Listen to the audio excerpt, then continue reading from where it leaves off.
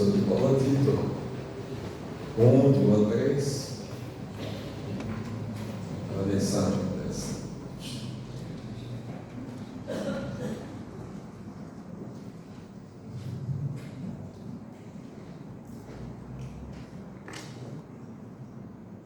Paulo, servo de Deus e apóstolo de Jesus Cristo, para conduzir os eleitos de Deus à fé e ao pleno conhecimento da verdade, que leva à piedade, na esperança da vida eterna, a qual Deus, que não pode mentir, prometeu antes dos tempos eternos, e no tempo próprio manifestou a sua palavra mediante a pregação que me foi confiada, segundo a ordem de Deus, nosso Salvador.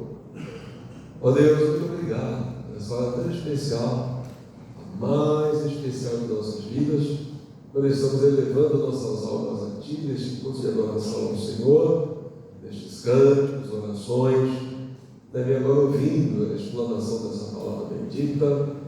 Ó Deus, ouvindo o nosso coral, daqui a pouco o quarteto, cantando com o nosso conjunto misto. Muito obrigado, Senhor, por estarmos aqui, pela ação do Teu Espírito, envolvendo cada papai, cada mamãe, cada filho, cada filha que aqui chegou, e os menores da demais cidade, também os irmãos que nos acompanham pela internet, adorando ao Senhor conosco, também, ó Deus, os pastores, nossos irmãos que foram as pastores da nossa congregação, daqui a pouco todos retornando como sempre, sob a sombra da Tua mão invisível. Guarda o teu povo, Senhor, em toda a face da terra. Ilumina minha mente, nossas mentes para esse texto que aplicam a minha vida, as nossas vidas. E assim é que oro, Senhor Deus, em nome de Jesus. Amém. Amém. Sentai-vos, amados.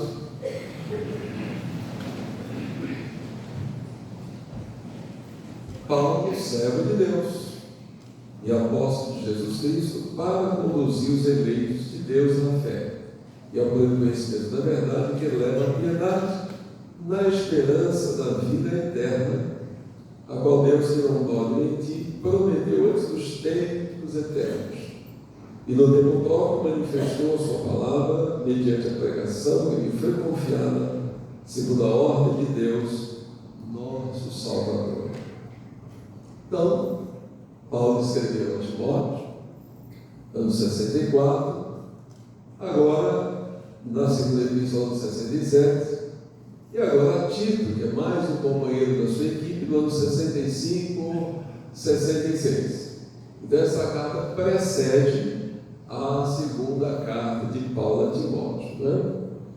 Tito não é citado no livro de Atos, Davi, Irmãos dos Apóstolos, mas frequentemente é citado aqui nas epístolas de Paulo como companheiro fiel, que sempre estava com Paulo. Possivelmente ele é da cidade de Antioquia, grego de Antioquia, possivelmente.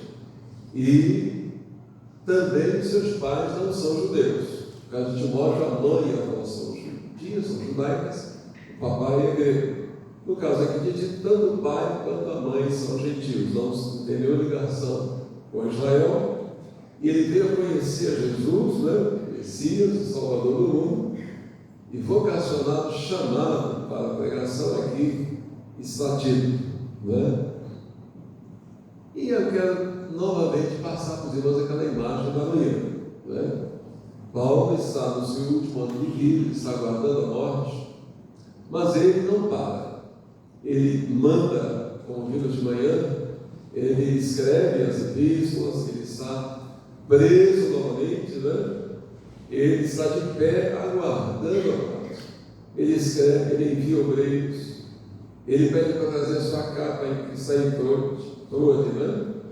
Trazer os livros, os pergaminhos. Ele aconselha, ele está se sentindo abandonado também, sozinho. Cita o Demas, que o abandonou, e Alexandre Latueiro, que prejudicou bastante. E, enfrentando todas essas situações, Paulo segue firme, esperando a morte chegar. Paulo não esmoreceu, não parou. Paulo está ativo, né? Lá na primeira epístola, aliás, em Filipenses 1, ele diz que está pronto para partir, está com Cristo, pronto também para viver o tempo que Deus permitir que ele viva. E se apresenta aqui como servo de Deus e apóstolo de Jesus Cristo, né? Então, se Paulo hoje vivesse, normalmente, falando aos irmãos, Paulo deveria ter 2 ou 3 doutorados, né, ou pós-doutorados, um homem muito culto, né? No entanto, ele sempre se apresenta como servo de Deus, né?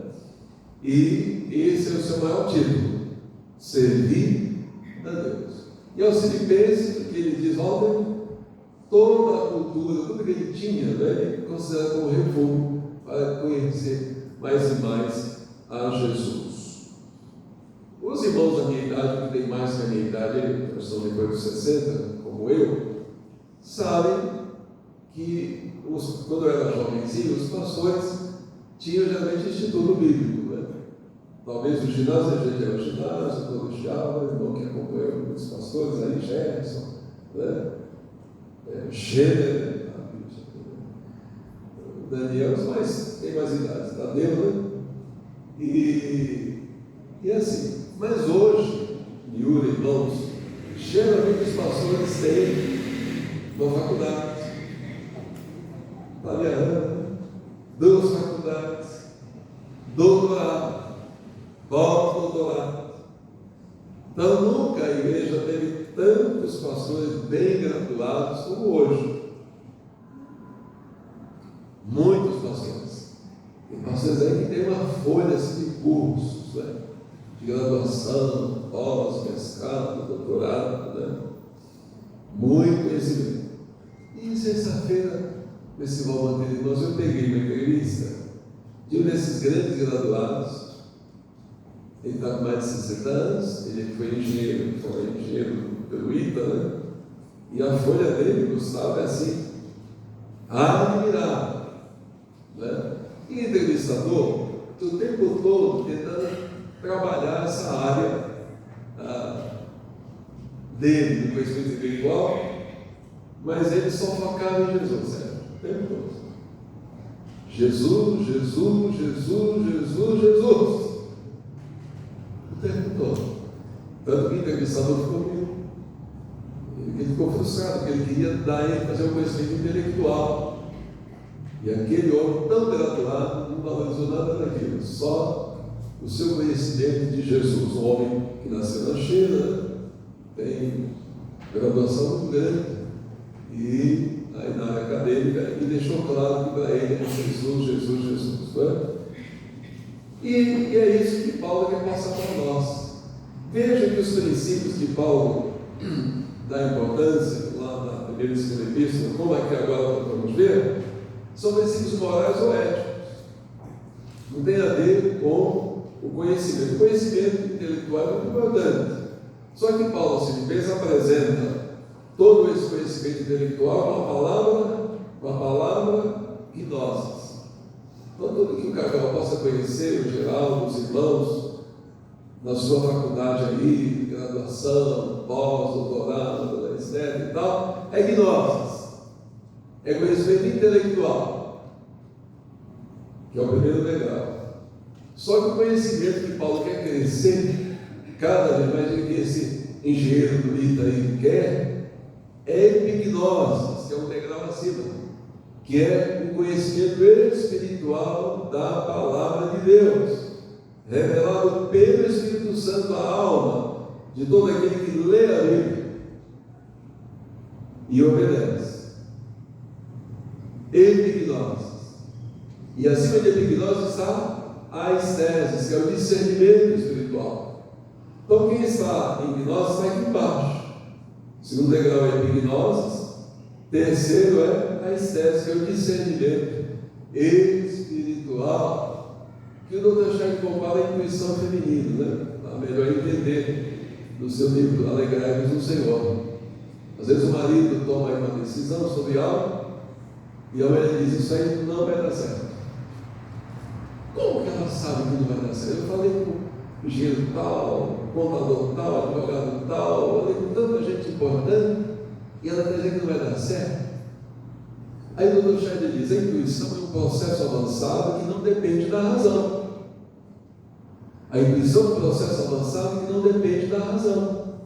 Se ela estiver falando pela intuição, com a forma de Deus guardar o marido e os filhos, com a intuição feminina, ela vai acertar. Então qualquer marido mais experiente recua para ver se a mulher está falando pela intuição, porque se tiver, ela não vai errar. E o marido vai dizer: devia ter ouvido a minha mulher, deveria ter ouvido, deveria ter esperado um pouco mais, esperar um pouquinho mais, para não cair na situação que eu caí. Como é que ela sabia? Na verdade, ela não sabia, ela falou pela intuição. Eu lembro muito, aqui há 30 anos, muito tempo atrás, faz uns 20 anos, Dona Edith falou para eu tomar cuidado com alguém. Mas essa pessoa é maravilhosa, a pessoa vai te dar problema. 10 anos depois deu problema. Deu aqui, não foi só para mim, não, para muita gente. Mas ela não sabia a intuição. Então, o discernimento está comparado, ele compara a intuição feminina para a gente entender esse nível alto. Então, quem fica só em gnoses, querendo resolver tudo, vai se dar mal. A Bíblia é conhecimento espiritual. Hoje fala-se muito de inteligência emocional. Se vocês querem ver exemplos de área de inteligência emocional, basta ler Provérbios. A palavra branda desvia o furor. Isso é inteligência emocional. A dura suscita a ira. A Bíblia é sabedoria do alto, é sabedoria divina. Paulo então se apresenta como servo de Deus. E é o que os irmãos e eu devemos ser.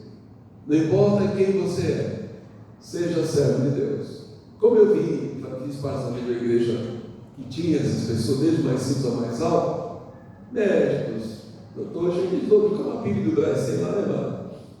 Eu convivi com essas pessoas, como eu admirava.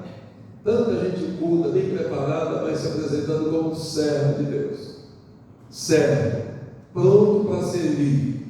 É assim que você também deve estar, pronto para servir como missionário, como apóstolo de Jesus também, no seu tempo, para trazer as pessoas que vão crer no Evangelho, para a obediência à fé e ao pleno conhecimento da verdade, que leva à piedade. Piedade aqui, no grego, é vida pia, vida santa, consagrada para Deus, na esperança da vida eterna, sempre focando a vida eterna, sempre olhando para o céu, sempre focando, a nossa eternidade, sempre com a cabeça, os pés na terra, como já disse alguém, e a cabeça no céu.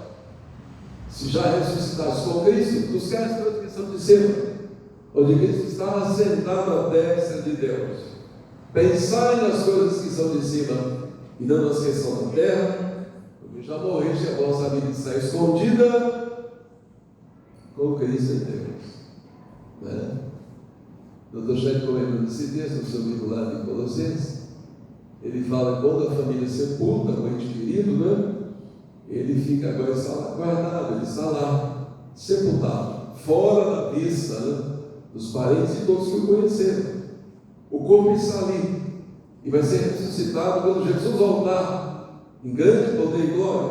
Esse corpo desceu à tumba corruptível, torna-se um corpo incorruptível na segunda vida de Jesus, que virá em grande poder e glória.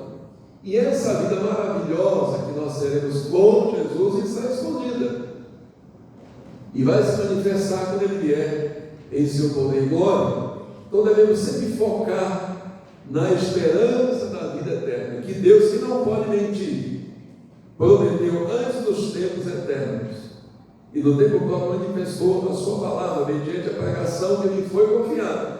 A pregação leva essa verdade, segundo a ordem de Deus, nosso Salvador.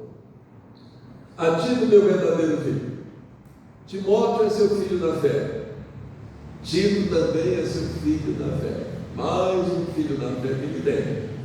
E aí a pergunta para mim e para você: você já tem algum filho na fé? Alguma filha na fé? Já bem. Você está evangelizando alguém no momento, algum parente, algum colega? Você está falando de Jesus para alguém?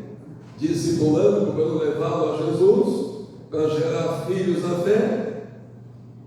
Tito se tornou então um filho na fé do apóstolo e também um pastor, um pregador do Evangelho. Graça e paz, graça que é favor imerecido, paz tem a ver com shalom, a paz de Deus e de Cristo Jesus, nosso Senhor. E aí, ele agora começa a orientar o que Tito deve fazer com ele do Timóteo. Foi por isso que te deixei em Creta, essa ilha, para que pusesse em boa ordem o que faltava, decência e ordem, como diz a Corinto, na casa de Deus, e que em cada cidade estabelecesse presbíteros, ou anciãos, como na tradução, de repente os irmãos serem anciãos. No Velho Testamento é ancião, no Novo é presbítero, é a mesma palavra, sinônimo. Presbíteros em cada cidade, como já te orientei. E aí vem as qualificações. Então, o que eu falei antes, eu não perdi para os irmãos. Ana Paula, eu não perdi. Ana já disse, não perdi. Porque os irmãos verão agora que não é títulos, não é o que você tem de currículo acadêmico na vida intelectual, são qualidades morais. Veja aí, quem deve então ser escolhido para ser pastor? Primeiro, alguém que seja irrepreensível, marido de uma só mulher, que tenha filhos crentes que não sejam acusados de libertinagem, nem desobedientes, porque o pastor tem uma imagem pública, né? E se o filho tem esse problema de libertinagem, desobediente, vai dar problema para a imagem do pastor da igreja. Eu já vi casos do filho do pastor que toca aqui no grupo de louvor, vai tocar na boate. A verdade do grupo ele sai para o barzinho, com os amigos, a sermão, não pode, né? Ser aquela libertinagem, nem desobediente, o filho que afronta o pai, afronta a mãe, esse não pode estar diante da igreja, porque o pastor tem a imagem pública.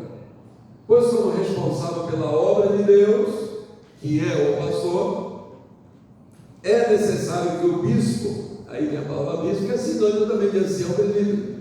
Bispo quer dizer aquele que olha de cima, porque a ovelha está no plano horizontal, e o bispo está no plano vertical, olhando o rebanho. Ó, o bispo é isso. Então, na verdade, irmãos, não há uma hierarquia dessas palavras, como a gente vê por aí, né? Então, tem lá o pastor, depois o bispo, né? O apóstolo, o patriarca, né? Agora inventaram, tem uma coisa que eu não vou lembrar agora. Vão inventando aí uma estratificação que, na verdade, na Bíblia não existe. Não existe essa estratificação, essa hierarquia, né? Então, o bispo é aquele que olha de cima, está olhando o rebanho.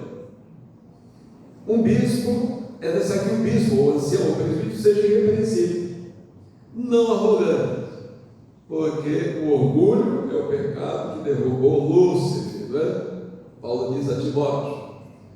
Nem inclinado a brigas. O pastor não pode ser um brigão.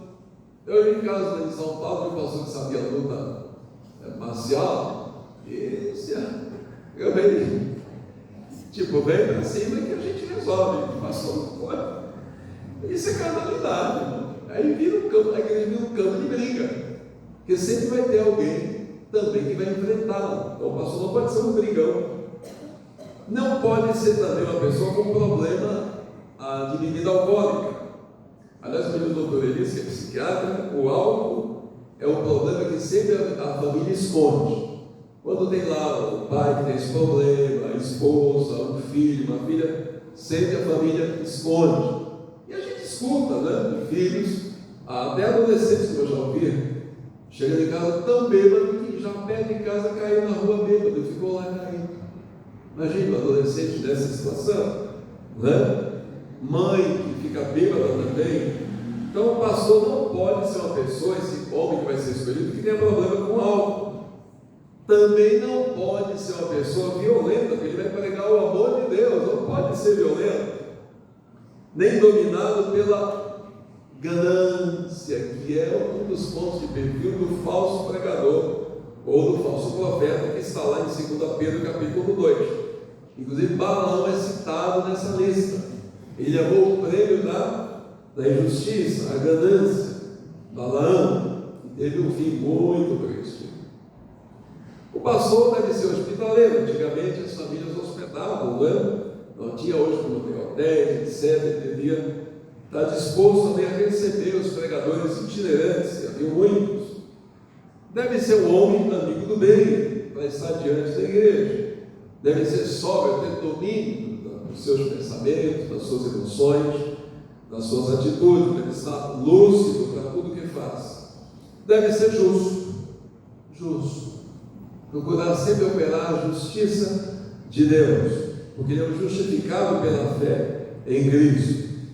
Deve ser piedoso ou consagrado para Deus, e deve ser também equilibrado. Não pode ser uma pessoa desequilibrada.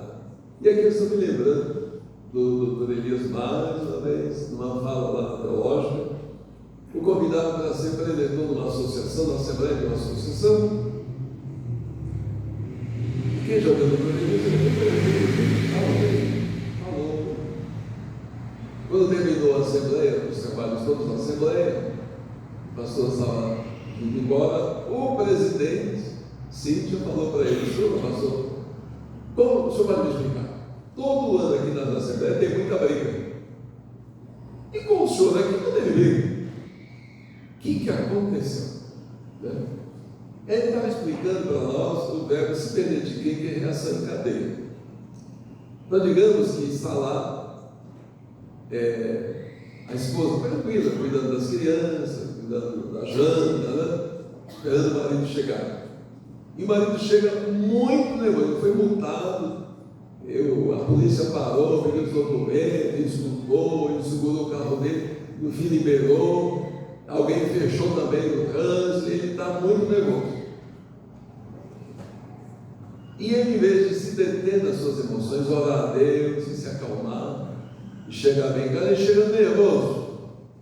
E com esse nervosismo, ele atinge a esposa que está calma e tranquila, ela também fica nervosa. Ela já diz alguma coisa que deixa a criança aborrecida, a criança fica triste, já vai mexer com o outro irmão, e no fim está todo mundo nervoso na casa, por causa daquele marido que chegou nervoso, se identifiquei. Reação em cadeia. Então, o pastor deve ser uma pessoa equilibrada, que se mantenha firme na palavra fiel. Como eu disse outro dia, o que o pastor vai pregar? Vai estar vendo? Só Bíblia. Se mantenha fiel na palavra, conforme a doutrina, para que seja capaz tanto de exortar na sã doutrina, quanto de convencer os seus opositores, enfrentar o contraditório dos opositores com a palavra, não com algo do seu próprio conhecimento, mas com a palavra. Porque há muitos insubordinados, meros faladores e enganadores, principalmente os da circuncisão, que são judeus, que querem obrigar os gentios a obedecerem ritos judaicos, que na verdade tem a ver com a nação de Israel, com a lei cerimonial que caiu quando Cristo morreu na cruz. Romanos 10:4, o fim da lei é Cristo, para a justiça de todo o que crê, ou seja, o fim da lei cerimonial. E eles queriam fazer com que esses irmãos gentios também obedecessem esses rituais que não tem mais a ver com os gentios, e nem com eles judeus também. Veja que nem em Gálatas 7, Paulo fala, porque esses judeus da circuncisão se orgulhavam da sua marca da carne, que era a circuncisão. Paulo diz: eu tenho as marcas de Jesus por causa do Evangelho. O importante não é a circuncisão, é ser nova criatura em Jesus. A marca da nova aliança é receber o Espírito de Deus habitando em nós, como selo para o dia da redenção. Efésios 4:30, quando Cristo vier, é preciso fazê-los calar, pois motivados pela ganância é um dos pontos de perfil dessa turminha, pode ver, é dinheiro, ganância. Você pega rapidinho quem são eles. São gananciosos, transformam casas e casas inteiras, vão nas casas, ensinando o que não convém. Então, sempre que você ensinar uma verdade para o seu filho, alguém vai ensinar o contrário.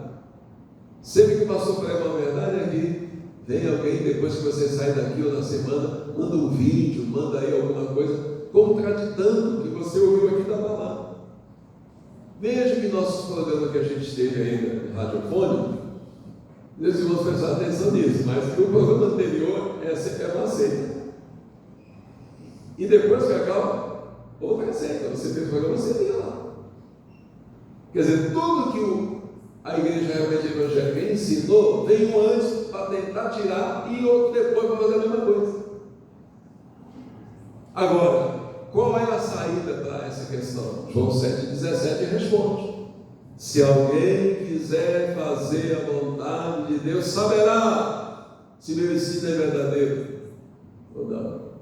Quem quer fazer a vontade de Deus não fica no escuro. Deus ilumina, o Espírito Santo ilumina a mente da pessoa, para que entenda a verdade. E aí ele cita até os profetas deles lá da ilha, que dizem que os cretentes, e aí cita aqui mentirosos, etc, glutões, preguiçosos, né? Mais uma vez questões morais ou éticas. Esse testemunho é verdadeiro, portanto, repreende-os severamente, para que tenham uma fé sadia. Ou seja, esse pessoal está ensinando que não convém, devem ser repreendidos por título. Repreendidos por título, né? Vamos lembrar que a igreja não se reúne em templo, mas em casa, né? Eles iam nas casas onde a igreja se reunia para fazer isso. Eu lembro do tempo do saudoso, uma das missões aqui, no livro de manhã, um desses que contradita, ensinou doutrina lá, que deixou o grupo todo confuso. Me telefonaram, não tem nada a ver com a doutrina bíblica, né? E ele é uma pessoa de peso, E à noite eu fui lá assistir o culto, ouvi o pregador da noite, e no final eu preciso dar uma palavra aos irmãos, né? E aí se tem esse irmão valentão lá, né? Eu falei, como o irmão falou, o irmão tem uma imagem pública aqui, o irmão é um dos líderes aqui do grupo, e como o irmão falou publicamente eu vou lhe responder.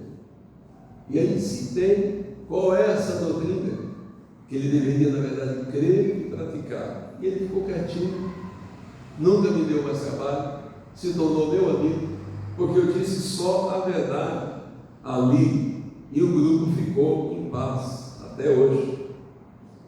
Não devem dar ouvido a fábulas judaicas, que eram muito contadas, fábulas, né?